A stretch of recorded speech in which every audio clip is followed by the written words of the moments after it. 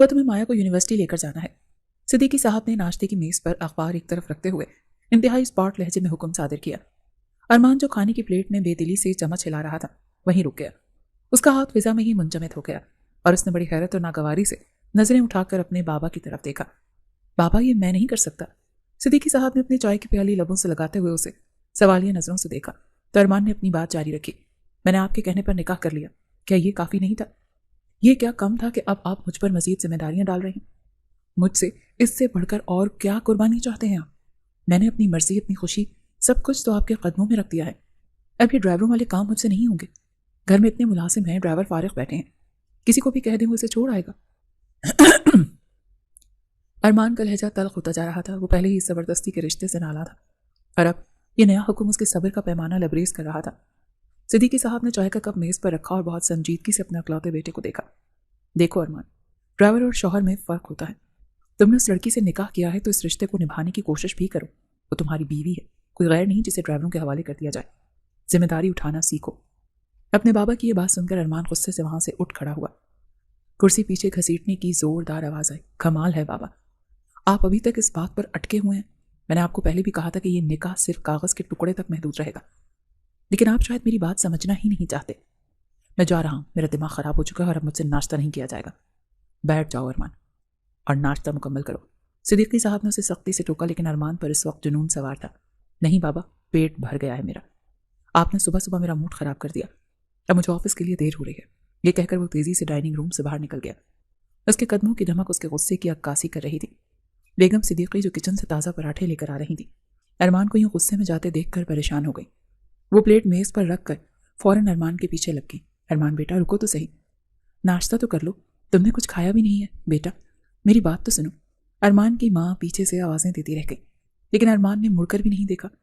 وہ گاڑی کی چابی اٹھاتا ہوا مین گیٹ سے باہر نکل گیا اور کچھ ہی لمحوں میں گاڑی کے ٹائروں کے چرچرانے کی آواز آئی۔ بیگم صدیقی افسردہ سی واپس آئیں اور کرسی پر بیٹھ گئی۔ انہوں نے بھری ہوئی نظروں سے اپنے شوہر کو دیکھا جو اطمینان سے اخبار دوبارہ ہاتھ میں لے چکے تھے۔ آپ بھی پتہ نہیں کیا کرتے ہیں، بچے کو کھانا بھی نہیں کھانے دیا، آج پھر وہ بھوکا رہے گا۔ دن رات کا سکون خراب کر دیا ہے اس کا، بات بات پر اسے ٹوکتے ہیں۔ آخر کیا چاہتے ہیں آپ؟ صدیقی صاحب نے اخبار سے نظریں ہٹائے بغیر جواب دیا۔ میں اسے ذمہ دار بنانا چاہتا ہوں بیگم، وہ اب بچہ نہیں رہا، شادی شدہ مرد ہے۔ کیسی شادی اور کیسا ذمہ دار؟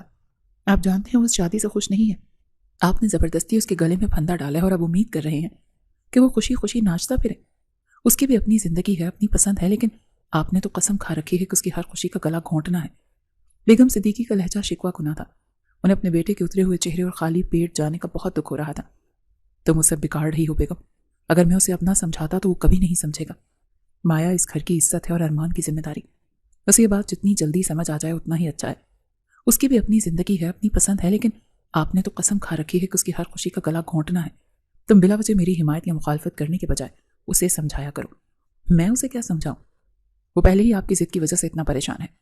کل رات بھی وہ کتنی دیر تک جاگتا رہا، اس کی آنکھیں سوجی ہوئی تھیں، اور آپ نے کہ صبح ہوتے ہی پھر شروع ہو گئے۔ کتا کے لیے اس بچے پر تھوڑا رحم کھائیں۔ بیگم صدیقی نے دوپٹے کے پلو سے اپنی نم آنکھیں صاف کی اور ٹھنڈے ہو چکے پراٹھوں کی طرف دیکھنے لگی۔ گھر کی فضا میں تناؤ واضح محسوس ہو رہا تھا اور یہ تناؤ پچھلے کئی دنوں سے اس گھر کا مقدر بن چکا تھا۔ دوسری طرف مایا یونیورسٹی جانے کے لیے مکمل طور پر تیار ہو چکی تھی۔ آج اس کا یونیورسٹی میں پہلا دن تھا اور وہ خاصی گھبرائی ہوئی لگ رہی تھی۔ اس نے اپنا بیگ کاندھے پر ڈالا اور کمرے سے نکل کر آہستگی سے سیڑھیاں اترنے لگی۔ اس کے قدموں میں ہلکی سی لرزش تھی جو اس کی اندرونی کیفیت کی عکاسی کر رہی تھی۔ نیچے ڈائننگ ٹیبل پر صدیقی صاحب اور ان کی بیگم ابھی ناشتے کی میز پر ہی موجود تھے۔ ارمان کے جانے کے بعد وہاں ایک عجیب سی خاموشی چھائی ہوئی تھی جسے مایا کے آنے کی آہٹ نے توڑا۔ صدیقی صاحب نے مایا کو سیڑھیوں سے اترتے ہوئے دیکھا تو ان کے چہرے پر موجود تناؤ کی جگہ شفقت نے لے لی۔ انہوں نے کرسی پیچھے کی اور مایا کی طرف متوجہ ہوئے۔ آ جاؤ مایا بیٹا، آؤ ناشتہ کرو۔ مایا خاموشی سے چلتی ہوئی میز کے قریب آئی اور سلام کرنے کے بعد سر جھکا کر کھڑی ہو گئی۔ بیگم صدیقی نے فوراً اسے اپنے پاس والی کرسی پر بیٹھنے کا اشارہ کیا۔ بیٹھ جاؤ میری بچی، تم تو پہلے ہی بہت کمزور ہو گئی اور اوپر سے ناشتہ بھی نہیں کرو گی تو یونیورسٹی میں پڑھائی کیسے کرو گی؟ مایا ہچکچاتے ہوئے کرسی پر بیٹھ گئی۔ اس کی نظریں میز پوش کے ڈیزائن میں الجھی ہوئی تھیں۔ صدیقی صاحب نے اس کے سامنے جوس کا گلاس رکھا اور مسکراتے ہوئے بولے، جلدی سے ناشتہ ختم کرو بیٹا، میں تمہیں یونیورسٹی چھوڑ دیتا ہوں۔ یہ جملہ سنتے ہی مایا کا ہاتھ جو بریڈ کی طرف بڑھ رہا تھا وہیں رک گیا۔ اس نے چونک کر سر اٹھایا، ادھر ادھر نظریں گھما کر دیکھنے لگی۔ اس کی آنکھوں میں سوال اور حیرت دونوں تھے۔ وہ لاؤنج کے دروازے اور پھر سیڑھیوں کی طرف ہی دیکھ رہی تھی جیسے کسی کو تلاش کر رہی ہو، کیونکہ رات کو ہی تو صدیقی صاحب یعنی کہ ارمان کے بابا نے اسے بہت تاکید سے کہا تھا कि कल सुबह से तुम्हें अरमान ही यूनिवर्सिटी लेकर जाया करेगा और वापसी पर भी वही तुम्हें पिक करेगा। ये फैसला सुनाते वक्त उनका लहजा इतना हतमी था कि माया को लगा था कि अब इस फैसले में कोई तब्दीली नहीं हो सकती। सारी रात तो वो इसी खौफ में मुब्तला रही थी कि वो उस अक्खड़ मिजाज शख्स के साथ सफ़र कैसे करेगी जो उसे देखना भी गवारा नहीं करता। उसे यूं बेचैनी से इधर उधर देखते पाकर बेगम सिद्दीकी ने नरमी से पूछा, क्या हुआ बेटा, किसे देख रही हो तुम? कोई चीज़ भूल आई हो क्या कमरे में? माया ने नफ़ी में सर हिलाया और बहुत धीमी सी आवाज़ में बोली, नहीं आंटी, वो मैं देख रही थी कि। वो जुमला अधूरा छोड़कर चुप हो गई। उसे समझ नहीं आ रही थी कि वो अरमान के बारे में कैसे पूछे। सिद्दीकी साहब उसकी उलझन समझ गए थे। उन्होंने गहरा सांस लिया और अपनी बेगम की तरफ एक मायनी खेज नज़र डालते हुए माया से मुखातिब हुए, तुम अरमान को देख रही हो ना? वो ऑफिस जा चुका है, उसे आज एक ज़रूरी मीटिंग के लिए निकलना था, इसीलिए आज तुम्हें मैं यूनिवर्सिटी छोड़कर आऊँगा। माया के दिल को जैसे इत्मीनान का सांस नसीब हुआ। उसके कांधों से एक भारी बोझ जैसे उतर गया हो। उसे अरमान का सामना नहीं करना पड़ेगा, ये सोचकर ही उसके चेहरे पर हल्का सा सुकून आ गया। जी बेहतर अंकल, उसने दावेदारी से जवाब दिया। माया बेटा, तुम हमारे लिए बेटियों जैसी हो, बल्कि बेटी ही हो। तुम्हें किसी भी चीज़ की ज़रूरत हो या कोई परेशानी हो तो बिला झिझक हमें बताया करो। यूनिवर्सिटी में भी अगर कोई मसला हो तो मुझे फ़ौरन फ़ोन करना। सिद्दीकी साहब ने बहुत अपनायत से कहा। उनकी आवाज़ में मौजूद खुलूस ने माया की आंखों में नमी तरा दी। जी अंकल, मैं जानती हूँ, आप दोनों ने मुझे कभी महसूस नहीं होने दिया कि मैं तन्हा हूँ। बेगम सिद्दीकी ने उसके हाथ पर अपना हाथ रखकर हल्का सा दबाया। तुम तन्हा कैसे हो सकती हो बेटा, जब हम तुम्हारे साथ हैं? अल्लाह ने चाहा तो तुम्हारी ज़िंदगी में ढेरों खुशियाँ आएंगी। तुम बस अपनी पढ़ाई पर तवज्जो दो। मैं पूरी कोशिश करूंगी आंटी कि आप लोगों को मायूस ना करूं। माया ने आज़म से कहा। शाबाश, चलो अब जल्दी करो वरना पहले ही दिन लेट हो जाओगे। सिद्दीकी साहब ने घड़ी की तरफ देखते हुए कहा। माया ने जल्दी से नाश्ता ख़त्म किया। अगरचे अरमान का रवैया उसे अंदर ही अंदर घायल कर रहा था, लेकिन सिद्दीकी साहब और उनकी बेगम की मोहब्बत उसे जीने का हौसला देती थी। वो नहीं जानती थी कि किस्मत ने उसके लिए आगे क्या लिखा है, लेकिन फिलहाल वो इस बात पर शुक्रगुजार थी कि आज का सफ़र उसे अरमान के साथ नहीं करना पड़ेगा। वो खामोशी से उठी और सिद्दीकी साहब के साथ गाड़ी की तरफ बढ़ गई। गाड़ी सड़क पर रवां दवां थी। सिद्दीकी साहब बार बार ड्राइविंग सीट से मिरर में पीछे बैठी माया को देख रहे थे। वो खिड़की से बाहर देख रही थी, लेकिन उसकी आंखों में एक अजीब सी वीरानी थी। माया बेटी, क्या सोच रही हो तुम? माया ने चौंक कर उनकी तरफ देखा और जल्दी से अपनी आंखों के गोशे साफ किए। कुछ नहीं अंकल, बस ऐसे ही। मुझसे झूठ मत बोलो बेटा, मैं तुम्हारे चेहरे से तुम्हारा दुख पढ़ सकता हूँ। अपने बाबा की याद आ रही है ना? सिद्दीकी साहब के इस जुमले ने जैसे माया के ज़ब्त के बंधन तोड़ दिए। वो सिसक पड़ी। जी अंकल, आज यूनिवर्सिटी का पहला दिन है तो बाबा बहुत याद आ रहे हैं। वो हमेशा कहते थे कि मेरी गुड़िया जब यूनिवर्सिटी जाएगी तो मैं खुद उसे छोड़ने जाऊंगा। वो बहुत खुश होते थे मेरी पढ़ाई को लेकर। सिद्दीकी साहब की आंखें भी नम हो गई। उन्होंने एक गहरी सांस ली, जैसे माजी के दरीचे उनके सामने खुल गए हों। हारून सिर्फ तुम्हारा बाप नहीं था माया, वो मेरा भी कुछ लगता था। वो मेरा जिगरी दोस्त था। हम दोनों ने बचपन साथ गुजारा, जवानी साथ देखी।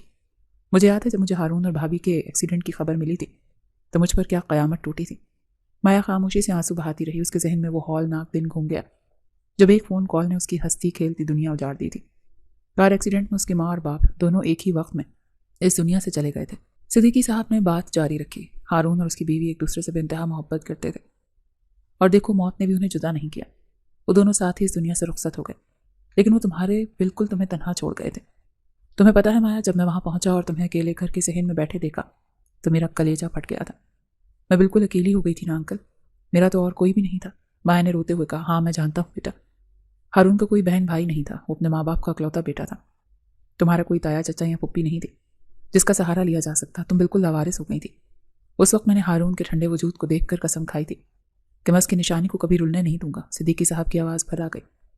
अगरचे हम दोनों अलग अलग शहरों में रहते थे, मसरूफियत की वजह से मिलना कम होता था, लेकिन हमारे दिल हमेशा जुड़े रहते थे। हारून मेरा सगा भाई नहीं था, लेकिन सगे भाइयों से बढ़कर प्यार था हमें। इसीलिए जब वो नहीं रहा तो मैं कैसे तुम्हें वहाँ अकेला छोड़ सकता था। तुम हारून की बेटी और हारून की बेटी मेरे लिए मेरी अपनी औलाद जैसी है। माया ने शुक्रगुजार नज़रों से सिद्दीकी साहब को देखा था। आपने मुझे कभी बाबा की कमी महसूस नहीं होने दी अंकल। आपने मुझे उस वक्त संभाला जब मैं बिखर चुकी थी, और मैं हमेशा तुम्हें संभालूंगा बेटा। तुम खुद को कभी तन्हा मत समझना। ये जो अरमान है ये थोड़ा ज़िद्दी ज़रूर है, लेकिन दिल का बुरा नहीं है। तुम देखना, वक्त के साथ साथ सब ठीक हो जाएगा। मैंने उसे भी यही समझाया है कि माया हमारी जिम्मेदारी है। सिद्दीकी साहब ने उसे तसल्ली दी। वो जानते थे कि माया एक नाजुक दौर से गुजर रही है। माँ बाप का साया सर से उड़ जाना किसी क़यामत से कम नहीं होता, और फिर अचानक से एक नए घर और नए रिश्तों में बन जाना, ये सब माया के लिए बहुत मुश्किल था। मैं बस यही चाहता हूँ कि तुम खुश रहो। हारून की रूह जहाँ भी होगी वो तुम्हें खुश देखकर मुतमईन हो जाएगी। अब तुम यूनिवर्सिटी जा रही हो, नए दोस्त बनाओ, अपनी पढ़ाई पर तवज्जो दो। मैं चाहता हूँ तुम इतनी कामयाब हो जाओ कि तुम्हारे बाबा को तुम पर फ़ख्र हो। मैं पूरी कोशिश करूँगी अंकल, माया ने आज़म से कहा। सिद्दीकी साहब की बातों ने उसे काफ़ी हौसला दिया था। वो जो खुद को दुनिया में अकेला समझ रही थी, उसे एहसास हुआ कि सिद्दीकी साहब की शक्ल में एक मजबूत साया अब भी उसके सर पर मौजूद है। گاڑی اب یونیورسٹی کے قریب پہنچ رہی تھی اور مایا نے خود کو آنے والے وقت کے لیے تیار کرنا شروع کر دیا تھا۔ ارمان اپنی یونیورسٹی کی تعلیم مکمل کرنے کے بعد ہائر اسٹڈیز کے لیے بیرون ملک گیا تھا۔ وہ ہمیشہ سے ایک ذہین اور باصلاحیت طالب علم رہا تھا اور اپنے کریئر کو لے کر بہت سنجیدہ تھا، لیکن بیرون ملک قیام کے دوران اس کی زندگی میں ایک بہت بڑی تبدیلی آئی تھی۔ وہیں یونیورسٹی میں اس کی ملاقات نیہا سے ہوئی تھی۔ نیہا حسن اور ذہانت کا ایک بہترین امتزاج تھی۔ شروع میں وہ صرف کلاس فیلو تھی اور پھر اچھے دوست بنے، اور پھر یہ دوستی کب دیوانگی کی حد تک شدید محبت میں بدل گئی انہیں خود بھی خبر نہ ہوئی۔ ارمان جو ہمیشہ جذباتی باتوں سے دور رہتا تھا، نیہا کی محبت میں پوری طرح سے گرفتار ہو چکا تھا۔ ایک شام کافی شاپ میں بیٹھے ہوئے نیہا نے بہت سنجیدگی سے ارمان کی طرف دیکھ کر ایک سوال کیا، ارمان کیا تم واقعی مجھ سے شادی کرو گے یا یہ سب وقت گزاری ہے؟ ارمان نے کافی کا مگ میز پر رکھا اور نیہا کے ہاتھ پر اپنا ہاتھ رکھتے ہوئے بہت یقین سے بولا، نیہا یہ تم کیسی باتیں کر رہی ہو؟ تم جانتی ہو کہ تم میری زندگی ہو، میں نے تم سے جو وعدے کیے ہیں میں ان سب کو پورا کروں گا۔ میری ڈگری مکمل ہونے والی ہے اور پاکستان واپس جاتے ہی میرا سب سے پہلا کام یہی ہوگا کہ میں اپنے والدین کو تمہارے بارے میں بتاؤں۔ لیکن ارمان اگر انہوں نے انکار کر دیا تو؟ نیہا کی آواز میں خدشہ نمایاں تھا۔ وہ انکار نہیں کریں گے نیہا، میں ان کا اکلوتا بیٹا ہوں اور وہ میری خوشی بہت عزیز رکھتے ہیں، میں انہیں منا لوں گا، اور ویسے بھی وہ پڑھے لکھے لوگ ہیں، انہیں تم پر بھی کوئی اعتراض نہیں ہوگا۔ میں چاہتا ہوں کہ ہم جلد از جلد شادی کر لیں۔ ارمان کی آنکھوں میں مستقبل کے سنہرے خواب تھے۔ وہ نیہا سے بے انتہا محبت کرتا تھا اور اسے اپنی شریک حیات بنانے کا فیصلہ کر چکا تھا۔ نیہا اس کی گرل فرینڈ تھی، لیکن اس کے لیے وہ اس کی منگیتر کا درجہ رکھتی تھی۔ ابھی کچھ ہی عرصہ پہلے وہ اپنی تعلیم مکمل کر کے پاکستان لوٹا تھا اور اب اسے وہ کرنا تھا جو کافی ٹائم سے رکا ہوا تھا۔ وہ ایئرپورٹ سے گھر آیا تو اس کے چہرے پر ایک الگ ہی چمک تھی۔ وہ بہت زیادہ پرجوش تھا اور ہر وقت یہی سوچتا رہتا تھا کہ کس طرح بات کا آغاز کرے۔ وہ اپنے کمرے میں شیشے کے سامنے کھڑا اکثر پریکٹس کرتا، بابا میں آپ سے ایک ضروری بات کرنا چاہتا ہوں، میں نے اپنی پسند کی لڑکی ڈھونڈ لی ہے اور میں اس سے شادی کروں گا۔ وہ مسکراتا اور خود سے کہتا، نہیں یہ تھوڑا روکھا ہو جائے گا، مجھے پیار سے بات کرنی چاہیے، ماما کو پہلے بتاؤں گا تو وہ بابا کو منا لیں گے۔ نو، اپنی ماما اور بابا سے اس متعلق کھل کر بات کرنا چاہتا تھا۔ اس نے اپنے ذہن میں پورا نقشہ تیار کر لیا تھا کہ وہ کس طرح نیہا کی تصویر انہیں دکھائے گا اور انہیں بتائے گا کہ نیہا کتنی اچھی لڑکی ہے۔ وہ پر امید تھا کہ اس کے والدین اس کی پسند کو سراہیں گے اور بہت جلد وہ نیہا کو دلہن بنا کر اپنے گھر لے آئے گا۔ اس کے تو وہم و گمان میں بھی نہیں تھا کہ حالات کس قدر تیزی سے بدلنے والے ہیں۔ وہ اپنی خوشیوں کے محل تعمیر کر رہا تھا جبکہ تقدیر اس کے لیے ایک بہت بڑا امتحان تیار کر رہی تھی۔ وہ نہیں جانتا تھا کہ جس وقت وہ اپنی محبت کی داستان سنانے کے لیے الفاظ جوڑ رہا ہے اس وقت اس کے والدین کسی اور صدمے سے دوچار ہونے والے ہیں۔ ارمان ابھی بھی اپنے خیالات کو الفاظ کا روپ دینے کے لیے مناسب وقت کا انتظار کر رہا تھا کہ اچانک گھر کی لینڈ لائن پر فون کی گھنٹی بج چکی تھی۔ ارمان ابھی بھی اپنے خیالات کو الفاظ کا روپ دینے کے لیے مناسب وقت کا انتظار کر رہا تھا۔ اس بے وقت کی کال نے سب کو چونکا دیا۔ صدیقی صاحب نے آگے بڑھ کر فون اٹھایا۔ ہیلو۔ دوسری طرف سے جو بات کہی گئی اسے سنتے ہی صدیقی صاحب کے ہاتھ سے ریسیور چھوٹتے چھوٹتے بچا۔ ان کے چہرے کا رنگ ہلدی کی طرح زرد ہو گیا اور پیشانی پر پسینے کے قطرے نمودار ہو گئے۔ وہ صوفے پر ڈھہ سے گئے اور بے یقینی سے بولے کہ یہ تم کیا کہہ رہے ہو، یہ کیسے ہو سکتا ہے؟ ابھی کل ہی تو میری ہارون سے بات ہوئی تھی۔ بیگم صدیقی جو کچن سے پانی کا جگ لے کر آ رہی تھیں شوہر کو یہ حالت دیکھ کر گھبرا گئی۔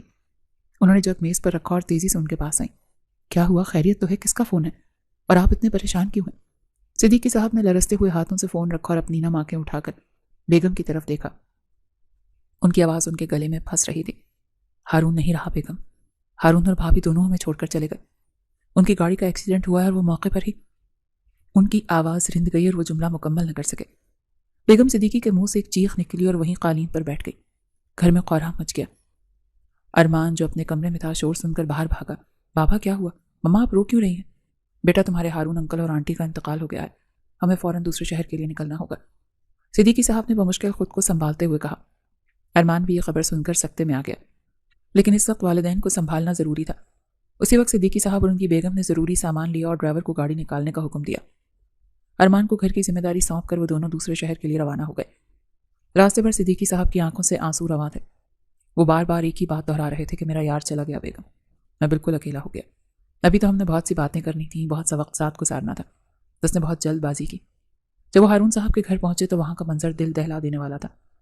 گھر میں لوگوں کا ہجوم تھا اور درمیان میں مایا بالکل پتھر کی مورت بنی بیٹھی تھی۔ نہ وہ رو رہی تھی اور نہ ہی کسی سے بات کر رہی تھی۔ اس کی آنکھیں ویران تھیں اور چہرہ اسپاٹ تھا۔ کفن دفن کے تمام مراحل طے پانے کے بعد جب مہمان رخصت ہو گئے تو گھر میں ایک ہو کا عالم چھا گیا۔ صدیقی صاحب نے مایا کو دیکھا جو ابھی تک اسی جگہ پر بیٹھی تھی جہاں صبح بیٹھی تھی۔ اس کا دل خون کے آنسو رویا۔ انہوں نے اپنی بیگم کی طرف دیکھا اور دھیمی آواز میں بولے، دیکھ رہی ہو بیگم، ہارون کی بچی کیسے تنہا رہ گئی؟ اس بھرے گھر میں کوئی اس کا نہیں رہا، نہ کوئی بہن، نہ بھائی اور نہ ہی کوئی قریبی رشتہ دار۔ یہ اکیلی جان اس شہر میں کیسے رہے گی؟ بیگم صدیقی نے اپنی آنکھیں پہنچی اور بھرائی ہوئی آواز میں کہا، آپ ٹھیک کہتے ہیں، ہم اسے یہاں اکیلا نہیں چھوڑ سکتے، یہ تو غم سے پاگل ہو جائے گی، بچی ہے ابھی، دنیا کے گرم سرد کا اسے کچھ پتہ نہیں۔ ہمیں فیصلہ کر لیا ہے، صدیقی صاحب نے پرعزم لہجے میں کہا۔ مایا ہمارے ساتھ ہمارے گھر جائے گی، ہارون کی بیٹی اب میری بیٹی ہے، میں اسے اس ویران گھر میں سسکنے کے لیے نہیں چھوڑ سکتا۔ وہ اٹھ کر مایا کے پاس گئے اور اس کے سر پر شفقت سے ہاتھ رکھا۔ مایا بیٹی، مایا نے خالی نظروں سے اوپر دیکھا، اٹھو بیٹا اور اپنا ضروری سامان پیک کر لو۔ مایا نے سوالیہ نظروں سے انہیں دیکھا تو وہ بولے، تم یہاں نہیں رہو گی مایا، تم ہمارے ساتھ ہمارے گھر چلو گی، آج سے وہی تمہارا گھر ہے اور ہم ہی تمہارے ماں باپ ہیں، میں اپنے دوست کی نشانی کو ضائع نہیں ہونے دوں گا۔ مایا کچھ نہ بولی، بس خاموشی سے اٹھ کر کھڑی ہو گئی۔ شاید اس میں انکار کرنے یا بحث کرنے کی سکت ہی نہیں بچی تھی، اسے جہاں لے جایا جا رہا تھا وہ جانے کے لیے تیار تھی، اس کے لیے اب ہر جگہ برابر تھی، کیونکہ جن سے گھر گھر بنتا ہے وہ تو اسے چھوڑ کر جا چکے تھے۔ صدیقی صاحب نے گھر کو تالا لگایا اور مایا کو گاڑی میں بٹھایا۔ جب گاڑی شہر کی حدود سے نکلی تو مایا نے مڑ کر اپنے گھر کی طرف نہیں دیکھا، وہ اپنے ساتھ صرف یادیں لے کر جا رہی تھی۔ صدیقی صاحب اسے اپنے ساتھ لے آئے تھے، یہ جانے بغیر کہ ان کے اس فیصلے کا ان کے بیٹے ارمان کی زندگی پر کیا اثر پڑے گا۔ وہ بس یہ جانتے تھے کہ انہوں نے دوستی کا حق ادا کر دیا ہے۔ مایا کو اس گھر میں آئے ہوئے بھی کچھ ہی دن گزرے تھے، لیکن گھر کا ماحول بدل سا گیا تھا۔ وہ اپنے کمرے میں بند رہتی اور بہت کم باہر نکلتی۔ صدیقی صاحب اور ان کی بیگم پوری کوشش کرتے تھے اسے گھر کا احساس دلائیں، لیکن لوگوں کی زبانیں کہاں رکتی ہیں۔ محلے دار اور رشتہ دار جو افسوس کے بہانے آتے، ان کی نظریں مایا پر کم اور گھر کے حالات پر زیادہ ہوتی تھیں۔ ڈرائنگ روم میں بیٹھی ایک دور کی رشتہ دار خاتون چائے کا کپ رکھتے ہوئے بیگم صدیقی کی طرف دیکھنے لگیں اور سرگوشی کے انداز میں بولی، بھابھی آپ نے بہت نیکی کا کام کیا ہے، یتیم بچی کو سہارا دیا ہے، لیکن ذرا زمانے کا بھی تو سوچیں، مایا ماشاءاللہ جوان اور حسین بھی ہے، اور آپ کا بیٹا ارمان بھی گھر میں جوان ہے، دونوں کا ایک چھت تلے رہنا لوگوں کو باتیں بنانے کا موقع دے گا۔ بیگم صدیقی نے ناگواری سے انہیں دیکھا اور سختی سے بولی، آپ یہ کیسی باتیں کر رہی ہیں؟ مایا میری بیٹی جیسی ہے اور ارمان اسے اپنی بہن سمجھتا ہے، میرے لیے بچے کے ذہن میں ایسی کوئی بات نہیں، اور نہ ہی مایا ایسی ہے، وہ تو بیچاری ابھی اپنے ماں باپ کے غم سے ہی نہیں باہر نکل رہی۔ ارے بھابھی ہم تو آپ کے بھلے کے لیے کہہ رہے ہیں، زمانہ بہت خراب ہے، کل کو اگر کوئی بات اڑ گئی تو ارمان کی شادی میں مسئلہ ہو سکتا ہے، لوگ طرح طرح کی باتیں بنائیں گے کہ جوان بیٹا گھر پر ہے اور جوان غیر لڑکی کو ساتھ رکھا ہوا ہے۔ یہ باتیں صرف ڈرائنگ روم تک محدود نہیں تھی، بلکہ یہ سرگوشیاں اب مایا کے کانوں تک بھی پہنچ رہی تھیں، جس کی وجہ سے وہ بالکل ٹوٹ چکی تھی۔ وہ پہلے ہی اپنے غم میں نڈھال تھی اور اب یہ باتیں اسے مزید زخمی کر رہی تھیں۔ وہ انتہائی معصوم اور خوبصورت لڑکی تھی، لیکن ان دنوں اس کا چہرہ مرجھایا ہوا پھول لگ رہا تھا۔ دوسری طرف ارمان کا معمول بالکل الگ تھا، اس کا مایا سے آمنا سامنا کئی دنوں سے نہیں ہوا تھا۔ وہ صبح سویرے آفس نکل جاتا اور پھر شام کو اپنی جاب کے بعد اپنی گرل فرینڈ نیہا کے ساتھ وقت گزارتا۔ اسے گھر کے ان پیچیدہ حالات کا ذرا بھی اندازہ نہیں تھا، وہ تو اپنی ہی دنیا میں مگن تھا۔ صرف 1 سے 2 دفعہ ہی مایا نے ارمان کو دیکھا تھا، جب وہ پانی لینے کچن میں آئی تھی اور ارمان ہال سے گزر رہا تھا، لیکن اس وقت مایا اپنے دکھوں میں اس قدر گھری ہوئی تھی کہ اس نے نظر اٹھا کر بھی نہیں دیکھا کہ سامنے کون ہے۔ لوگوں کی چپتی ہوئی باتیں سن کر اور محلے والوں کے روز روز کے طنزیہ جملوں سے تنگ آ کر آخرکار صدیقی صاحب نے وہ فیصلہ کر ہی لیا جو وہ کرنا چاہتے تھے۔ انہوں نے اسی رات ارمان کو اپنے کمرے میں طلب کیا۔ ارمان جب کمرے میں داخل ہوا تو صدیقی صاحب کرسی پر بیٹھے گہری سوچ میں گم تھے۔ ارمان نے سامنے والی کرسی پر بیٹھتے ہوئے پوچھا، جی بابا آپ نے مجھے بلایا، سب خیریت تو ہے نا؟ صدیقی صاحب نے سر اٹھا کر بیٹے کو دیکھا اور بغیر کسی تمہید کے بولے، ہاں خیریت ہی ہے، میں نے ایک فیصلہ کیا اور میں چاہتا ہوں کہ تم اسے ٹھنڈے دل و دماغ سے سنو اور اس پر عمل کرو۔ کیسا فیصلہ بابا؟ ارمان کو ان کے لہجے کی سنجیدگی سے کچھ کھٹکا سا لگا۔ میں نے فیصلہ کیا ہے ارمان کا نکاح مایا سے کر دیا جائے۔ یہ جملہ سنتے ہی ارمان پر جیسے کوئی دھماکہ ہوا تھا، اس کے پیروں تلے سے زمین نکل گئی اور وہ اپنی جگہ سے ایک دم کھڑا ہو گیا اور پھٹی پھٹی آنکھوں سے اپنے باپ کو دیکھنے لگا۔ اسے اپنے کانوں پر یقین نہیں آ رہا تھا۔ یہ آپ کیا کہہ رہے ہیں بابا؟ یہ کیسے ہو سکتا ہے، میں اور مایا؟ ناممکن۔ اس کی آواز میں غصہ اور حیرت دونوں شامل تھے۔ صدیقی صاحب نے اسے بیٹھنے کا اشارہ کیا، لیکن وہ اپنی جگہ پر مضطرب انداز میں کھڑا رہا۔ بیٹھ جاؤ ارمان اور میری بات پورے دھیان سے سنو۔ میں کیسے بیٹھوں بابا؟ آپ اتنی بڑی بات اتنے آرام سے کیسے کر سکتے ہیں؟ میں مایا سے شادی کیسے کر سکتا ہوں؟ آپ نے اس کی عمر دیکھی ہے، وہ بالکل چھوٹی بچی ہے، ابھی تو اسے یونیورسٹی شروع کرنی ہے اور وہ میرے سامنے کچھ بھی نہیں۔ ارمان اس وقت صرف بہانے ڈھونڈ رہا تھا کہ کسی نہ کسی طرح اس کے بابا مایا کی اور اس کی شادی روک دیں۔ وہ جانتا تھا کہ مایا عمر میں اس سے چھوٹی ہے، لیکن اتنی بھی چھوٹی نہیں تھی جتنا وہ ظاہر کر رہا تھا۔ اس کا مقصد صرف اس رشتے سے انکار کرنا تھا۔ صدیقی صاحب نے بہت اطمینان سے جواب دیا کہ عمر سے کوئی فرق نہیں پڑتا ارمان، لڑکے ہمیشہ عمر میں بڑے ہی ہوتے ہیں، ہمارے معاشرے میں یہ کوئی نئی بات نہیں۔ مایا گھر کی بچی ہے، شریف ہے اور مجھے بہت پیاری ہے، میں چاہتا ہوں یہ اپنی تعلیم مکمل کرے، اپنے پیروں پر کھڑی ہو۔ تو کرنے دیں اسے تعلیم مکمل، میں نے کب روکا ہے؟ اسے پڑھائیں لکھائیں جو مرضی بنائیں، لیکن اس کے لیے میرا اس سے شادی کرنا کیوں ضروری ہے؟ ارمان نے جھنجھلا کر کہا۔ صدیقی صاحب اپنی کرسی سے اٹھے اور ارمان کے قریب آ کر کھڑے ہو گئے۔ سمجھنے کی کوشش کرو بیٹا، وہ جوان ہے اور تم بھی جوان ہو، ایسے ہی ہمارے گھر میں رہے گی تو لوگ طرح طرح کی باتیں بنائیں گے۔ लोग पहले ही उंगलियां उठा रहे हैं कि जवान बेटा घर पर है और जवान लड़की को साथ रखा हुआ है। कल को कोई ऊंच नीच हो गई तो मैं हारून को क्या मुंह दिखाऊंगा? बाबा, लोगों का तो काम है बातें करना। हम लोगों की वजह से अपनी जिंदगियां तो नहीं बदल सकते। मैं माया को उस नज़र से देखता ही नहीं हूँ। वो मेरे लिए एक अजनबी लड़की है जिसे आप घर लेकर आए हैं। इसीलिए तो कह रहा हूँ कि उसे अजनबी मत रहने दो। मैं चाहता हूँ कि वो एक जायज़ रिश्ते में रहकर हमारे घर में रहे। जब वो तुम्हारी बीवी होगी तो किसी को कोई एतराज़ नहीं होगा, कोई भी बात नहीं करेगा। ये उसकी हिफाजत के लिए भी ज़रूरी है और हमारी इज्जत के लिए भी। बाबा, मुझे लोगों की बातों से कोई फ़र्क नहीं पड़ता। वो जो कहते हैं कहते रहें। मैं अपनी ज़िंदगी का फ़ैसला मोहल्ले वालों के डर से नहीं कर सकता। शादी मेरा ज़ाती मसला है और मैं इसे अपनी मर्ज़ी से हल करूँगा। अरमान का लहजा सख्त होता जा रहा था। तुम्हें फ़र्क नहीं पड़ता, लेकिन मुझे पड़ता है। मेरी सफ़ेद दाढ़ी का ख्याल करो। मैं इस उम्र में अपनी पकड़ी उछालते हुए नहीं देख सकता। माया मेरी बेटियों जैसी है और मैं इसके किरदार पर उंगली उठते हुए नहीं देख सकता। और इस सब का वाहिद हल यही है कि तुम उससे निकाह कर लो। उसके बाप ने इल्तिजा की। बाबा, हरगिज़ नहीं। आप जज्बाती हो रहे हैं माया के लिए। माया के लिए और बहुत से लड़के मिल जाएंगे। आप उसकी शादी कहीं और कर दें, मैं खर्चा उठा लूंगा, लेकिन मैं उससे शादी नहीं करूंगा। अरमान ने हतमी फैसला सुना दिया। क्यों नहीं करोगे? क्या कमी है उसमें? खूबसूरत है, ख़ानदानी है, पढ़ी लिखी है। मसला खूबसूरती या ख़ानदानी होने का नहीं है, मसला पसंद का है और मैं माया को पसंद नहीं करता। सीधी सी बात है, मेरा और उसका कोई जोड़ नहीं है। हमारी सोच, हमारी पसंद, हमारा मयार सब अलग है। अरमान ने दो टोक अल्फाज में फैसला सुनाया। वो अब मज़ीद कोई बहस के मूड में नहीं था। पसंद वक्त के साथ हो ही जाती है। मोहब्बत शादी के बाद भी हो सकती है। तुम बस मेरी बात मान लो। मैं तुम्हारा बाप हूँ, तुम्हारे लिए कभी बुरा नहीं सोचूंगा। सिद्दीकी साहब ने नरमी से समझाने की कोशिश की। बाबा प्लीज़, आप क्यों नहीं समझ रहे? आप ज़बरदस्ती दो अलग मिजाज के लोगों को नहीं बांध सकते। मैं इस शादी से कभी खुश नहीं रह पाऊंगा, ना ही वो खुश रहेगी। आप हम दोनों की जिंदगियां बर्बाद कर देंगे। उसने साफ इनकार कर दिया। मैं जिंदगी बर्बाद नहीं कर रहा, बल्कि संवार रहा हूं। तुम अभी नादान हो, तुम्हें नहीं पता कि एक शरीफ और घरेलू लड़की की क्या अहमियत होती है। सिद्दीकी साहब उसे समझाने की पूरी कोशिश कर रहे थे।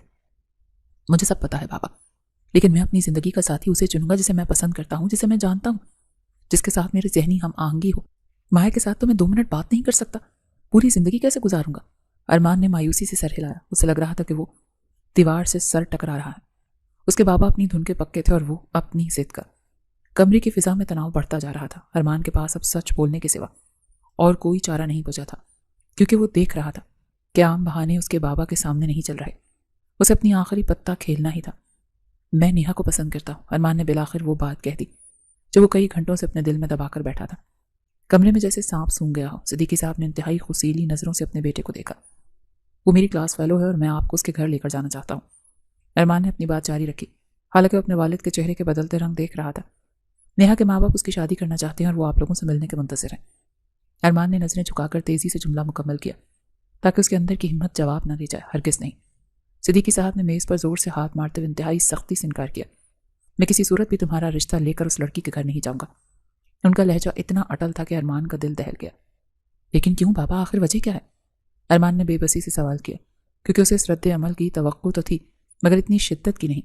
तुम्हारी शादी होगी तो सिर्फ और सिर्फ माया से। सिद्दीकी साहब ने अपनी बात दोहराई और फैसला कुन अंदाज में रुख मोड़ लिया। मामा, आप बाबा को समझाएं प्लीज़। अरमान ने उम्मीद भरी नज़रों से अपनी माँ की तरफ देखा। तुम्हारी शादी होगी तो सिर्फ और सिर्फ माया से। सिद्दीकी साहब ने अपनी बात दोहराई और फैसला कुन अंदाज में रुख मोड़ लिया, जो खामोश खड़ी आंसू बहा रही थी। ये मेरी जिंदगी का फैसला है बाबा। अरमान ने दोबारा अपने वालिद को मुखातिब किया। उसकी आवाज़ में लर्जिश थी। और आज तक मैंने आपका हर हुक्म माना है, कभी आपके आगे उफ तक नहीं की। उसने उन्हें याद दिलाया कि वो हमेशा से एक फर्मा बरदार बेटा रहा है। मेरी जिंदगी का फैसला मेरी मर्जी से होना चाहिए, ये मेरा हक है। अरमान ने अपना हक जताने की कोशिश की, लेकिन सामने दीवार आहनी थी। तुम्हारा हक वो है जो मैं तुम्हें दूंगा, सिद्दीकी साहब ने सर्द लहजे में कहा। ये कहते हुए वो गुस्से से बाहर निकला था। अरमान ने गुस्से से दरवाज़ा खोला और धड़ाम से बंद करते हुए घर से ही बाहर निकल गया। नेहा की बार बार कॉल आ रही थी और मोबाइल की स्क्रीन मुसलसल रोशन हो रही थी। अरमान ने गाड़ी में बैठकर मोबाइल साइलेंट पर लगा दिया, क्योंकि उसमें बात करने की हिम्मत नहीं थी। नेहा ने अपने घर वालों को टाइम दिया था कि अरमान अपने घर वालों को लेकर उनके घर आएगा। वो जानता था कि वहाँ सब तैयारियां मुकम्मल होंगी और वो यहाँ बेबसी की तस्वीर बना बैठा था। लेकिन उसके बाबा मानने से इनकार कर गए थे और वो खाली हाथ उनके सामने नहीं जा सकता था। वो रात गए घर वापस आया और सीधा अपने कमरे में जाकर लेट गया। अभी उसे लेटे हुए कुछ ही देर हुई थी कि दरवाज़ा खुला और सिद्दीकी साहब अंदर दाखिल हुए। उठकर बैठो अरमान, मुझे तुमसे बात करनी है। सिद्दीकी साहब ने कुर्सी खींचकर उसके बेड के करीब रखी। जी पापा फरमाएं। अरमान बिस्तर पर उठकर बैठ गया। उसका सर दर्द से फट रहा था। उसकी बात कान खोल कर सुन लो तुम। सिद्दीकी साहब की आवाज़ में वार्निंग